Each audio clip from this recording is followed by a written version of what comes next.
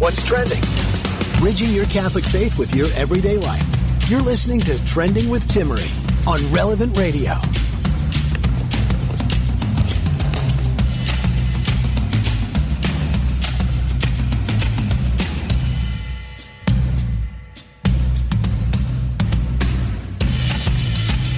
Happy and blessed Mother's Day, belated Mother's Day to all the mothers out there.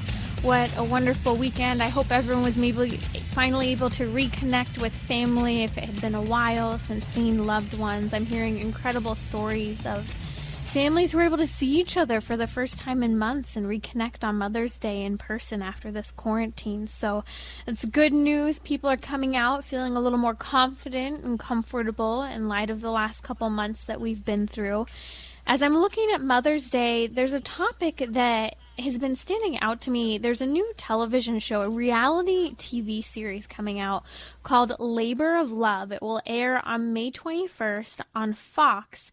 And I'm fascinated by this show because it really does come back to the topic of motherhood and confusions about motherhood in our culture. So we'll be talking about that in just a minute. A little later on in the show, Michael Knowles from the Daily Wire, from the show The Michael Knowles Show, will be joining us here on Trending. If you didn't know, he's Catholic and has a pretty awesome story about his conversion after actually being surrounded by some pretty incredible people while studying at university, specifically at Yale. And he ends up deciding, well, the people who are intelligent are the people who are people of faith. And he ended up diving very deeply into Catholicism.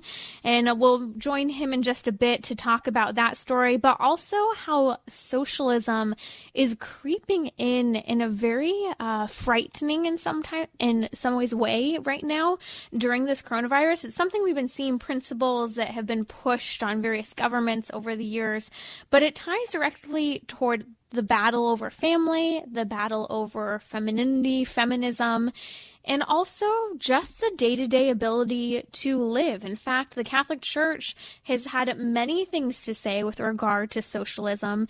And so I want to talk about it specifically today during our happy hour, because if you're just joining us, Monday's the happy hour on the show. And sometimes we think that a government or political system, a political party, or even a specific political leader is going to help make us happy, help bring about laws that just bring joy and happiness to our lives. But I think sometimes we get that wrong. And so I want to dive a little bit more so into what socialism is.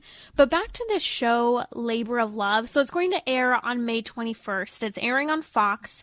The host is actually, not that I even want to say this show because I can't stand the show, but the host is actually one of the actresses, the star, Kristin Davis from Sex and the City.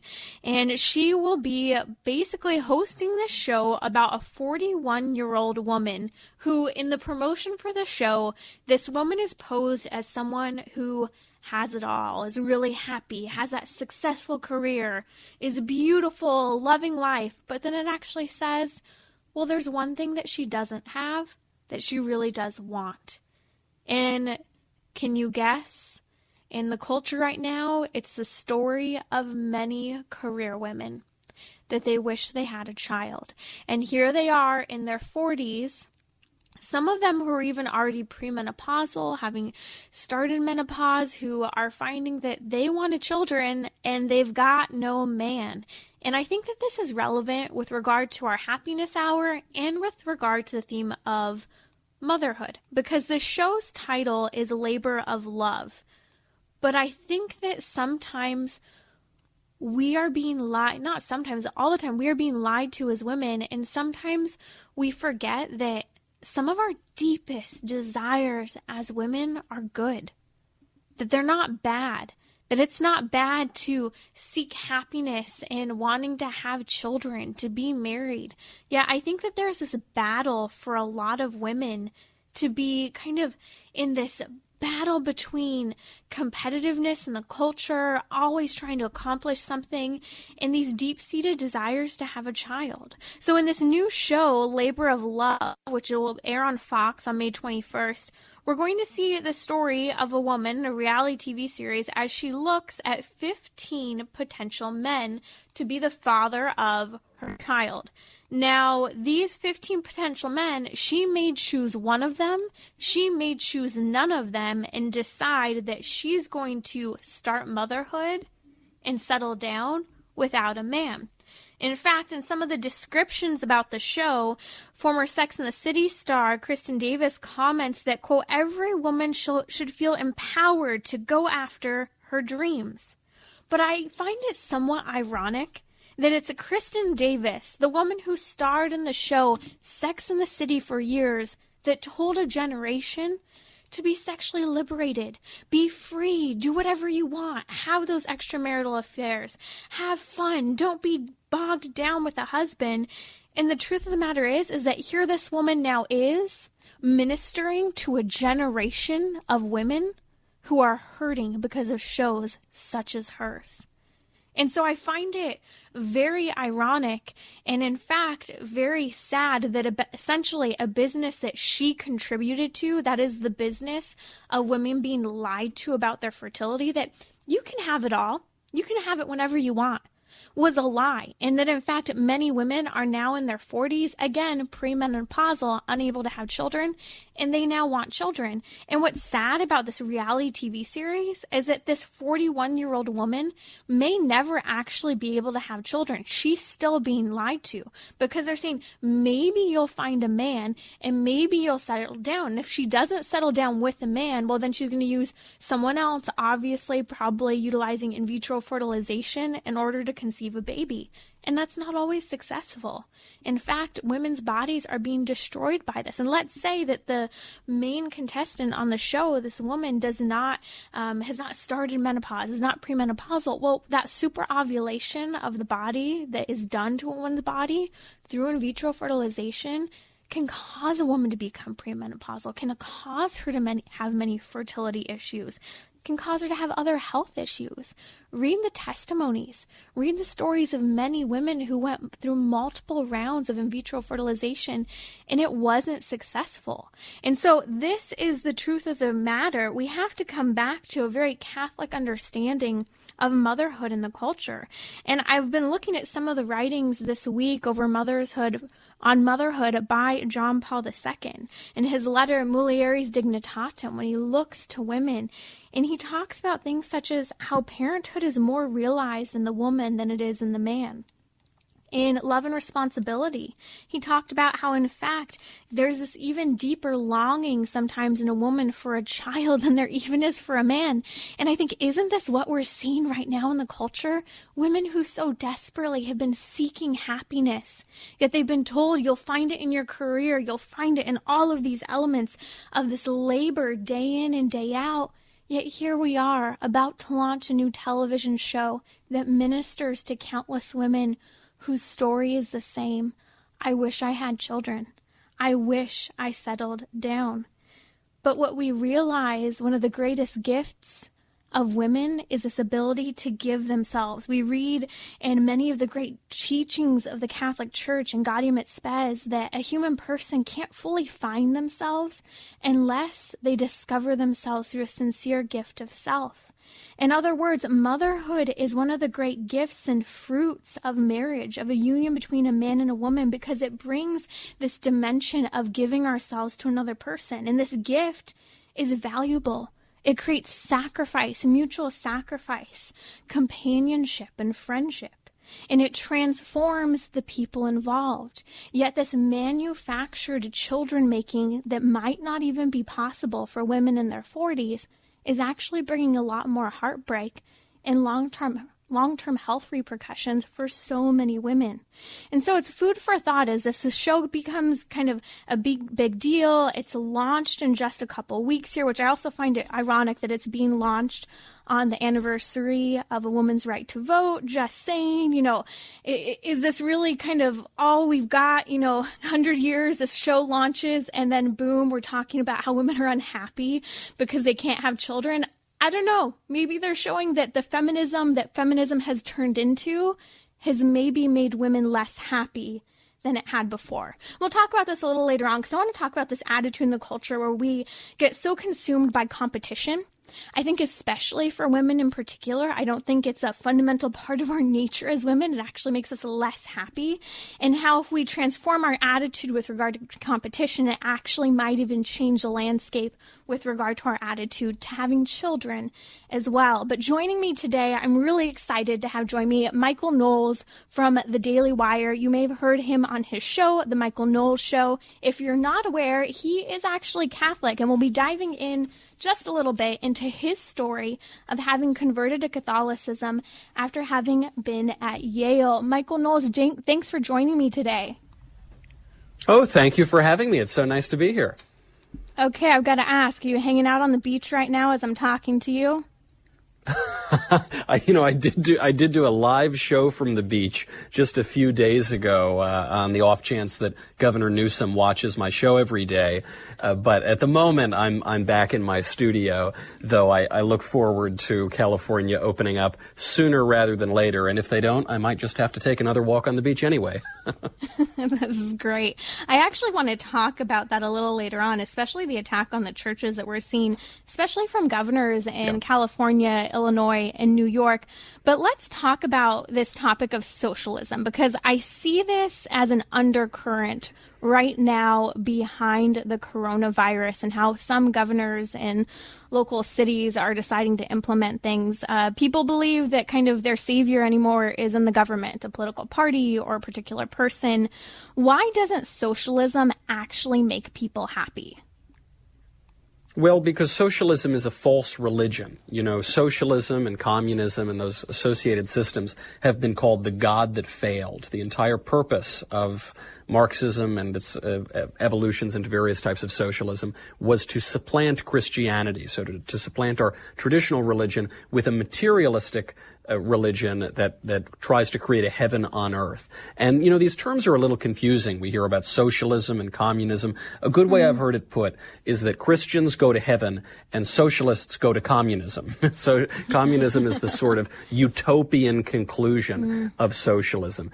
And you might have thought that socialism was vanquished with the fall of the Berlin Wall when we won the Cold War at the end of the 20th century. But it is making a resurgence now.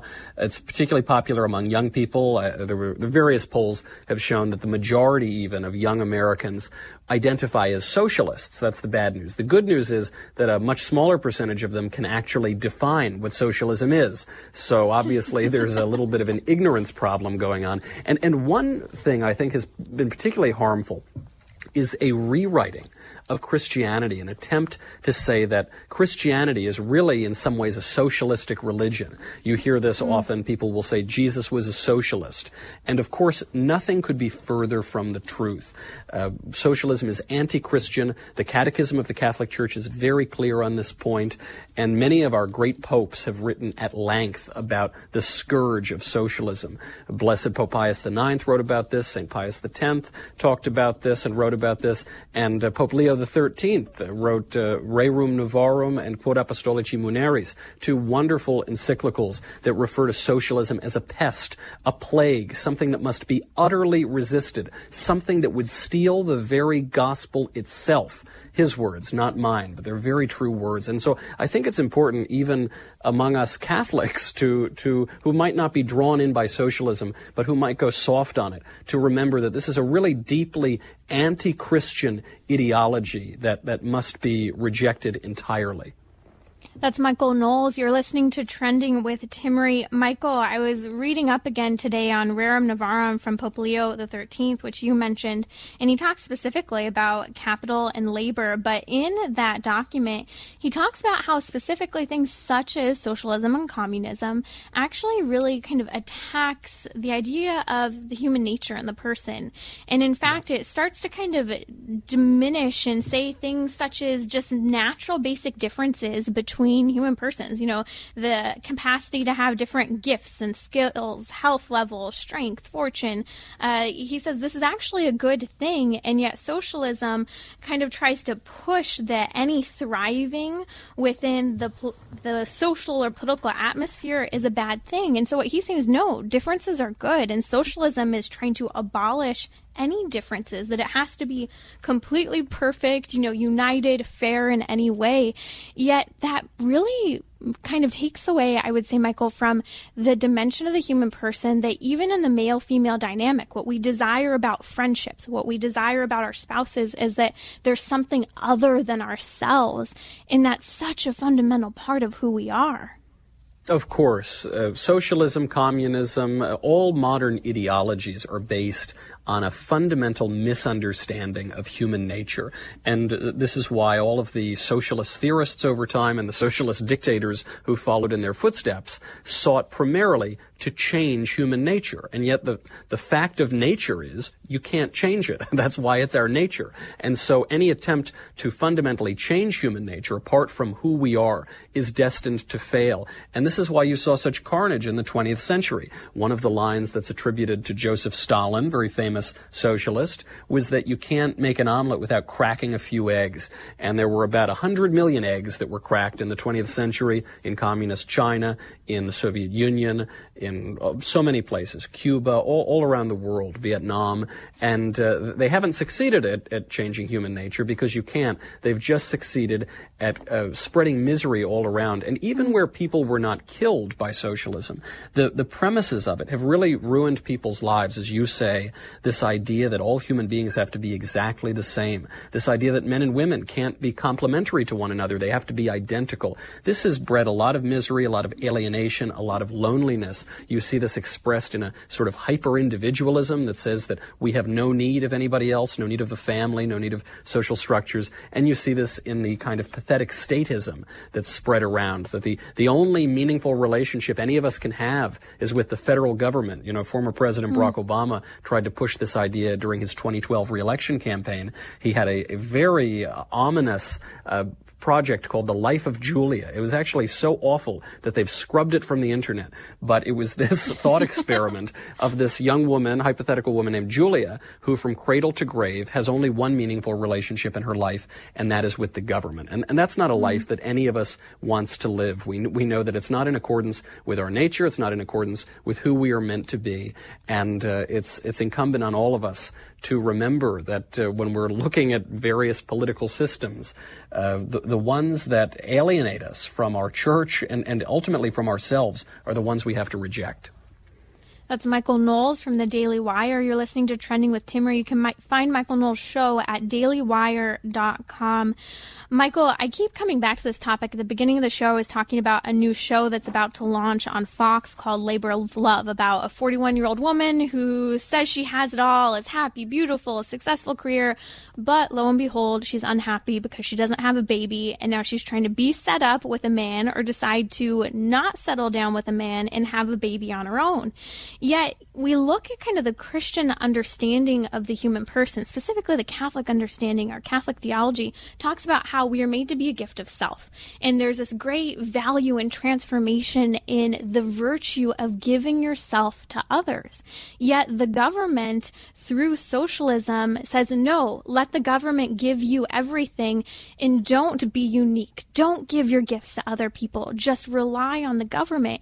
And so kind of coming back again to this idea of socialism destroying that nature, it's telling us to just kind of be blah and even to lose any sense of a personality and sense of gifts that we have. Yeah, that's right. It basically views people as commodities, as things that can be exchanged one to another. And so when there are policies that are being written, they view people like an economist would view people on an accounting sheet. But obviously, we're not mere statistics. We're not just bean counting when we talk about people. Every person has unique gifts, unique talents, has a unique relationship to God.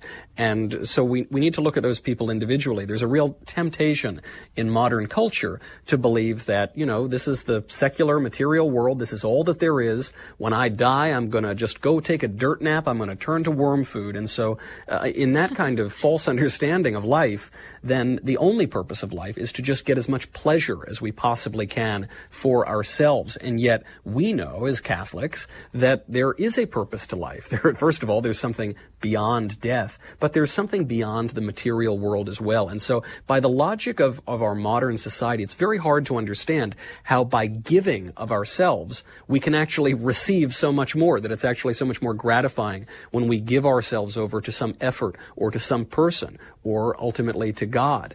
And yet we know that that is the case. I mean, the devil tempts us in every single age, and I think that idea of individual and specifically material pleasure is one that is tempting in our age. And frankly, the founder of this socialist ideology, Karl Marx, talked about this pretty explicitly.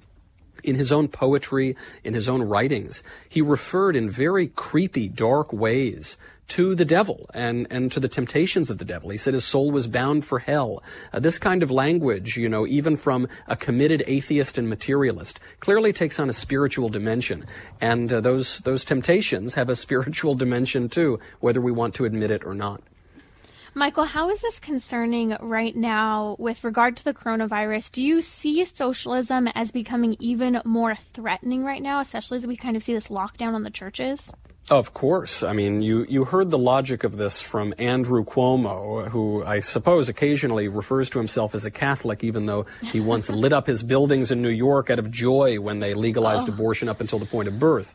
And so under that context, Andrew Cuomo decides to moralize on the sanctity of human life. And he said that if all of his efforts in the lockdown, in shutting down businesses and locking people in their homes, if that saves just one life, it will have all been worth it. And of course, this is a false choice. My head. Right. I mean, it's crazy.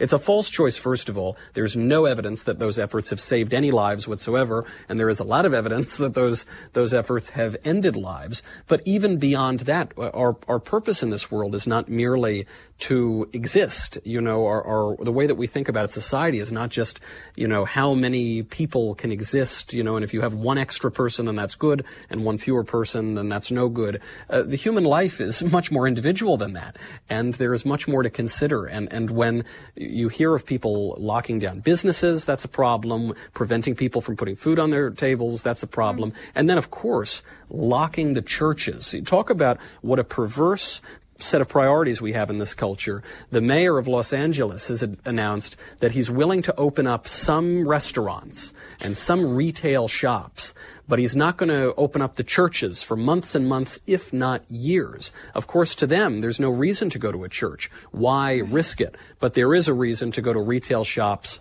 or to, go to public schools and be indoctrinated in the ideas of liberalism and of the state. That this is a real victory, at least in the short run, of the state over the churches, over our spiritual life, and we need to resist it. And I certainly hope that some of our spiritual leaders and the bishops will take this problem with the seriousness that it deserves and push back against it, because people need the sacraments. Amen. We need to be vocal about this. That's Michael Knowles from the Daily Wire joining us here today. And, I'm so proud of my mom. These past couple weeks, she's been testifying before the Board of Supervisors in their town, and they end up finally kind of getting rid of face masks and some other things in the area here. But it just reminds me that it takes one person to speak up and say things that are so common sense. We're destroying people's livelihood. We are, contributing to this massive domestic abuse, this abuse of children right now. I mean, people are literally killing their spouses in ways that we have never seen before. And it's because we have removed God from a culture. We are saying you can't give your livelihood. You can't seek after a livelihood. You can't put food on the table, like you said. I mean, this is what we are creating. And this is what socialism is, in a sense, what we're experiencing during this lockdown. Well, yes, socialism posits that Karl Marx said this, and all of his followers did too, that they've discovered the science of history. And so there's no need to engage in politics like you and I do. We would try to persuade our fellow citizens and weigh different ethical questions. No, that all goes out the window with socialism, because they've discovered the one true science of history. And so you've just got to follow that technical, scientific idea of history. And yet, when we look around at the effects of science today, the scientists don't have a very very good track record in this lockdown. They told us to wear masks, then they told us not to wear masks, and then they told us to lock down and not to lock down. They don't seem to know very much of anything. I think perhaps it would be better to follow our spiritual leaders here and give a little bit more credit to religion and the natural religious longings of man, rather than try to pretend that we can control all of the material world. We simply can't do that. I'm wondering what happened to the gloves, too. I remember at the beginning of all of this, everyone was wearing gloves, and oh my gosh, I'm like, okay, you can't make me like sweaty on my face and now sweaty on my hands, too. Like, I'm going to be like dripping everywhere at a certain point. That's right. This is unbelievable. That's Michael Knowles from Daily Wire. You can find his show, The Michael Knowles Show, at dailywire.com. We'll be right back talking about his conversion story and just a little bit more on this blatant attack on religion here in California, Illinois, New York, and other states specifically by our governors.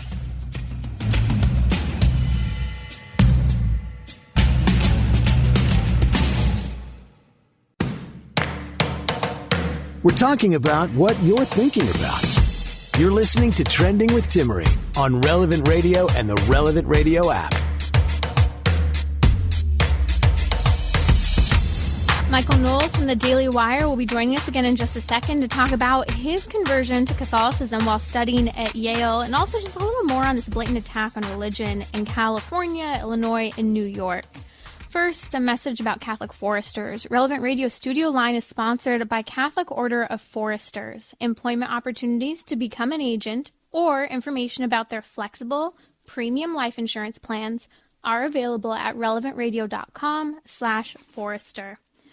Michael, it's great to have you. I want to touch just a little bit more on some of what came out. Actually, I was just looking at Illinois specifically. It's been quite a battle over religion, and yet they're saying in Illinois it could be more than a year till churches open up. And in fact, they've even banned drive-through confessions that follow all social distancing requirements. What are your thoughts here? This is obviously a political power grab at this point, and it must be resisted as such. You saw this around the country. There was a Protestant church that was offering drive-through services. So you go up and you listen to the pastor or whatever, and they banned that as well. Now, obviously, this doesn't put anybody's health at risk, but it's more of a flex from the government for them to tell you what they will do and what they won't do. You know, there's a lot of chatter now around the country that they're going to reopen the schools, because what else are you going to do with the kids? You can't be expected to stay home with your kids, and they're going to reopen certain retail businesses because people have to shop. You know, they've got to get new clothing and gadgets.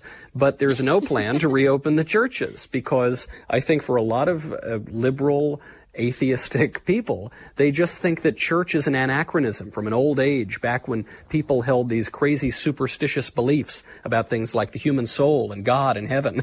And so they think that they can just push that off into the future. And frankly, if the churches never reopened, that would be a fine and dandy thing. Honestly, the way that some of these states are going, I feel like our malls are going to be open before churches open. They will. They certainly will. I mean, that is the priority of our culture. And unfortunately, we haven't seen a whole lot of courage from the people who are supposed to be leading us and who are supposed to be our shepherds and who are supposed to be opening the churches. You know, it's one thing for Protestant people to say that, you know, they can just stream their church services on Facebook or something, because they very often don't have a sense of the sacraments. But we Catholics need the sacraments. We have to go before the real presence of Christ in the Blessed Sacrament. We need to go to confession. Ours is an incarnational faith. And I don't know if it's that our politicians don't understand it or they just don't care. But this simply cannot go on for months and months and years. Something's got to give. And it requires courage on the part of Catholics. Sometimes I think we forget that courage is a virtue, and it's the prerequisite of all of the virtues. And as it becomes clearer that this is just an opportunistic play for power by politicians, we should not accept it. Absolutely. Encourages to act in the face of fear. Fear is not gone. And I think that, there are steps that we have to take, whether that's, speaking in front of local government officials who have the ability to have an influence. What do you see are some of the steps that we lay people can take right now to help open up our churches? Well, one thing that I noticed out here with our California Governor Newsom is that he apparently does listen to pressure. You know, Governor Newsom locked down all of the beaches for a while, and then they start to reopen. And some people in Orange County, California, one of the few conservative areas left in the state, they protested. They said, we're not going to do this. We're going to go to the beach. We're going to go out. It seemed... So I know, it was so fabulous. It seemed as though he was targeting them because that county did not vote for him in 2018. He's got some political opponents there. But then all of a sudden, when people just ignored his order, and these people were being very prudential, they were, remaining distant from one another. It's not as though they were sort of coughing in each other's faces or anything like that. They were being very cautious. And so he decided to reopen those beaches because, if we don't listen to these politicians, then they've got a real credibility problem on their hands. And I think they're learning that you can't lead people where they don't want to be led. And so we need to grow a backbone, all of us faithful, and start pushing back on it because they will listen. They only have so much power. They only have so much credibility. And it's the amount that we give them. And I find it fascinating because I'm seeing people with activism roots, a lot of people in the marriage and family movement, the pro-life movement, who are willing to speak up right now. They're having to be distracted by the fact that our abortion clinics are left open, but our churches aren't. And maybe we need to focus a little bit more time on the churches. So I want to encourage people, get out there with your signs. Don't be afraid to speak up. And it's not just writing our bishops. Our bishops are great, but writing our political leaders locally, statewide is very important. Michael Knowles from the Daily Wire is with me. You can find his show at dailywire.com. Michael, let's talk about your conversion to Catholicism. You studied at Yale and you were not Catholic when you went there. Walk us through your faith journey and what kind of transformed this for you. Sure. I mean, I suppose properly you would call it a reversion because I was a cradle Catholic, but I fell away from the faith by age 13. That was the time at which there was a lot of the new atheists, Christopher Hitchens and Daniel Dennett and those guys, and that their arguments are not very good arguments, but they appeal to a 13-year-old boy. So I was taken with them. This was also during the time of the sex crisis in the church, and I also, I take full responsibility for my falling away from the church. I think it was the hubris of a teenage boy. But I will say, too, that the weak liturgies, the sort of effeminate liturgies that I was raised with as the only option, these sort of sappy hymns from the 70s, these songs that weren't even cool 50 years ago, and the felt banners and all that sort of saccharine sentimentality, it doesn't really give people, especially boys, something to hold on to, something to understand that there's a real order and a beauty and an intellectual heft. So I make it to Yale as an atheist, and I noticed all the people were very smart, most of them atheists, but the very smartest people were Christian, and the smartest of them were more traditional. They were either high church Anglican or Catholic or on their way to becoming Catholic. And so I was convinced intellectually that God exists by a roommate of mine who presented me with one of the arguments, St. Anselm's ontological argument for God. And, that's not an argument that convinces a lot of people, but it really got me. I found it to be a charming argument. And then I read more. I read C.S. Lewis. I encountered the Thomistic arguments for God, and I just thought about it. And it was this long process of getting myself over the intellectual hurdle, because our whole culture tells us that if you believe in God, you're some kind of dummy, even though, I don't think anyone would call Thomas Aquinas a dummy, but that's how it's been presented to us. And only at that point, Hemingway says things happen gradually, then suddenly. This was probably just after I'd left Yale. I don't know, it was about 22, 23. Only after that intellectual reversion, that understanding, then the more spiritual elements really began to hit me. And that process, I guess about 23 until the present, has only deepened. That's something that's so nice about the faith is, as my priest, Father Rutler, says, quoting Dr. Johnson, shallows are clear, and shallow thinking is clear, but deep things are profound. They're a little murky, and so you kind of can delve those depths, and there's no end to it, because we could never comprehend the faith. It's in its very nature, it's incomprehensible. Right. That's Michael Knowles of the Daily Wire. You're listening to Trending with Timmery. Michael, it reminds me a couple of weeks ago I had Helen Alvarez with me, and we were talking about law students right now and kind of what's the problem that so many law students can't see truth, they can't come to a basic understanding of God. And she really said, I think it's just time. They don't have time to just sit and think, or they don't take the time about these arguments. And so I think it's very profound. You know, your experience there at Yale, I remember you commenting when you were on the show before that you were kind of looking at like, who are the smart people? Who are the people I'm engaging with on campus? And there were people of faith. Yes. Yeah, that's right. And also the world, you know, if you have a materialist, secular, liberal, you know, whatever phrase you want, worldview, it's seductive, but the world doesn't make a whole lot of sense. You know, you can't really make sense of your deepest longings, your loves, your joys, your hopes, your own sense of yourself, the reason you're here. I mean, it sort of transforms all of existence into an ironic, cruel joke. And then when you see the world through the lens of the faith, everything begins to make sense. I mean, you know, Catholicism is so rich in symbols that we recognize that this material that we're touching, that's all around us, has a spiritual and a metaphysical significance as well. And it just, either the world is one cruel joke and we're wrong about everything and we can't even rely on our own faculties of reason, at which point, you know, who cares?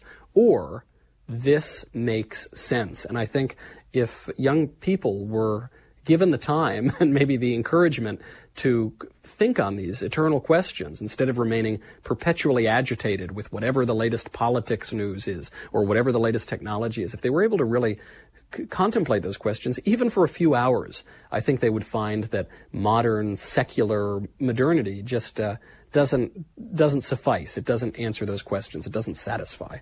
And that's the beast of the news cycle right now with the coronavirus. You'd think that this was our time to pull back, to pause, to rest, to kind of think about those things we haven't had time to think about. But instead, we're being consumed by the news cycle. Listen, Michael, I have another question for you. You mentioned earlier kind of this effeminacy of the liturgy, the Catholic liturgy, and how it was a turnoff for you, you know, when you were a young boy. And I'm going to get in trouble here because last time you and I spoke about this, we had a lot of pushback.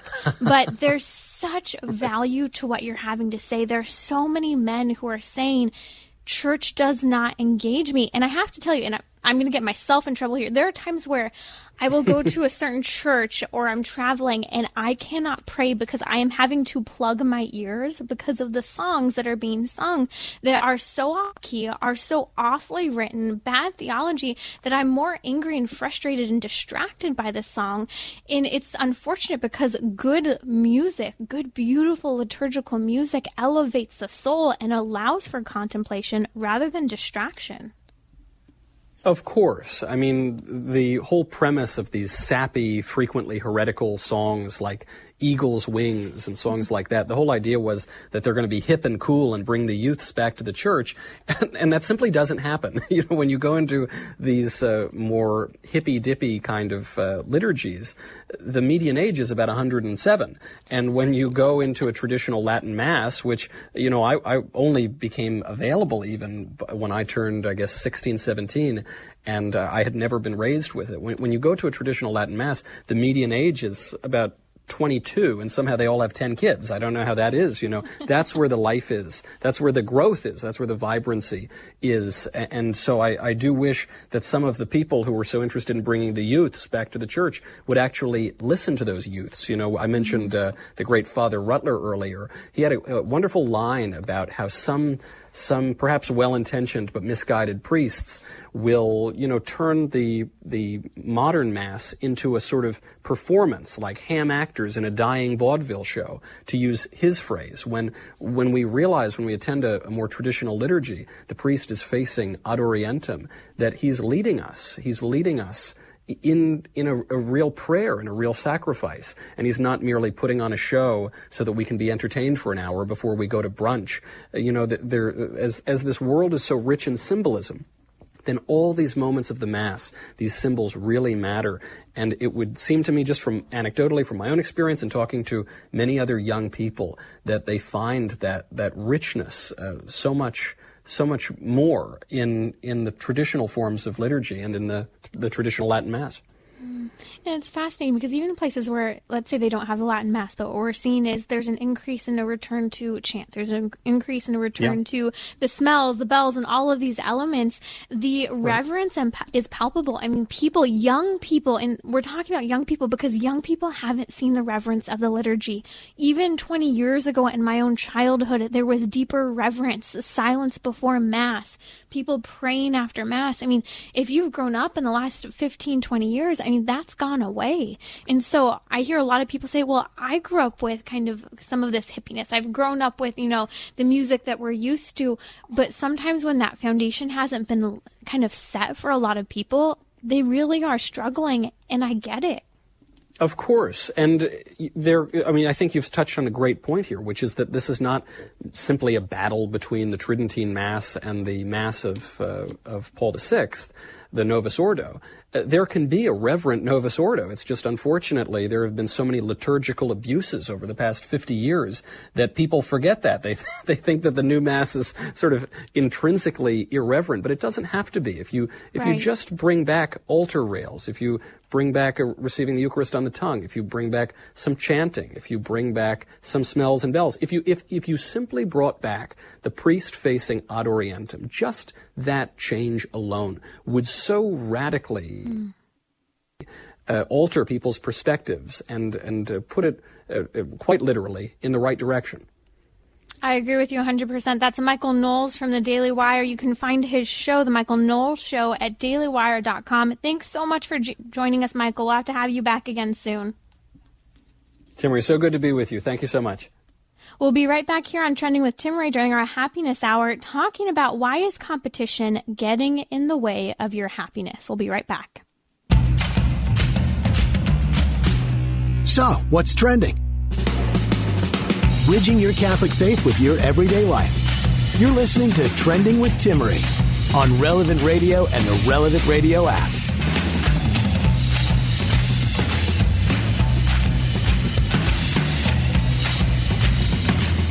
We are back, and I just want to say thank you to everyone who has supported Relevant Radio through our pledge drive this past week. Wow, what an incredible week. We have hit our goal of our budget for the next couple of months. We are very blessed to have you be a part of that. And it's not too late. If you would still like to participate, if you missed last week's pledge drive, you can still donate by going to relevantradio.com or by making a pledge at the Relevant Radio app. And if you're not listening on the app, download it. Have it with you. You can take it with you anywhere. You don't just have to be in your car when you're listening. And if you're not able to donate online or via the app, please give us a call at 1-877-291-0123. Thank you again for supporting us here at Relevant Radio and our mission. So I keep thinking about this topic with regard to our happiness hour. We talked today about socialism. We talked about kind of this conversion to the faith and how it transforms our life with Michael Knowles of the Daily Wire. And I talked earlier in the show about this idea of motherhood. One of the issues I see for especially women in our culture is this pressure right now to always be so competitive with one another, that women have to compete with the boys, whether, they're in grade school or whether they are in high school or whether they're in their career. You've got to compete. You've got to keep up with the guys. You've got to compete with the other women. And you can't do anything that's going to get in the way of you succeeding in that competition. And I think competition can be a healthy and a great thing. But the problem is when competition is all that we are driven by. This is when I think we kind of start to be pulled into what I'd really call kind of a vortex of almost this drive that is really kind of, for women, I see this juxtaposed position of being either kind of a cog in a machine and being productive all the time, or being feminine and being yourself as a woman, where you just have to achieve, compete, succeed, achieve the next thing. Like there's no rest in who you are. Versus on the other end, we can be a part of the culture, we can be a part of the workforce, we can raise our children, and we can make a great gift and contribution to society. We can recognize our limits, the necessity for our health, the importance of exercise, of sleep, of religion, of meeting the responsibilities within our own home, rather than trying to compete with everyone else. And I think this sad story of the new reality TV series, Labor of Love, that is being put on by Fox and hosted by Sex and the City star Kristin Davis, shows that. Here's this woman who competed her whole life, and now she's 41 years old, beautiful, talented, successful career. But all that competing, all that achieving didn't bring her happiness. In fact, it's led her to a point where she's looking back and saying, I'm missing something. And this something she's missing is something that she might not be able to achieve biologically. And I'm guessing, in vitro fertilization is going to be a part of her journey, which participates in abortion, is a creation of a human person in a petri dish, uses masturbation and super ovulation of the woman's body that is unhealthy, unnatural, and damaging long-term for her body. I mean, women don't recover at times from this super ovulation of in vitro fertilization. And so my question for you, whether you're in the shoes of, the main character coming up in Labor of Love, or maybe it's just day to day, you kind of just feel this pressure to perform, this pressure to keep up. To what end? Because in reality, we're just stuck then in a comparison kind of vortex where we're constantly comparing what someone else has achieved and what I have not. And there's not even kind of a relishing in, wow, I've done really well. I've done X or I've done Z. You maybe it lasts for a second and then you're already moving on to the next thing.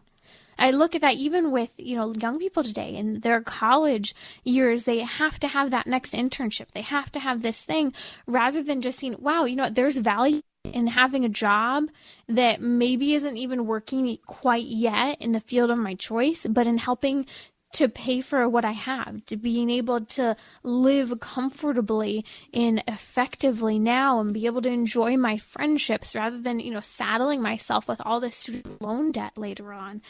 We're talking ultimately about happiness. And again, this comparison and this competition is really getting in the way. And so I asked Helen Alvarez a couple weeks ago when she was here on the show, an incredibly successful woman, has worked with many nonprofits, has worked for the United States Catholic Conference of Bishops, has had a family, works for George Mason University. I might have gotten that wrong. But she teaches law. She's a law professor, incredibly talented woman. And my question to her is, how do we overcome this attitude of competitiveness in the culture?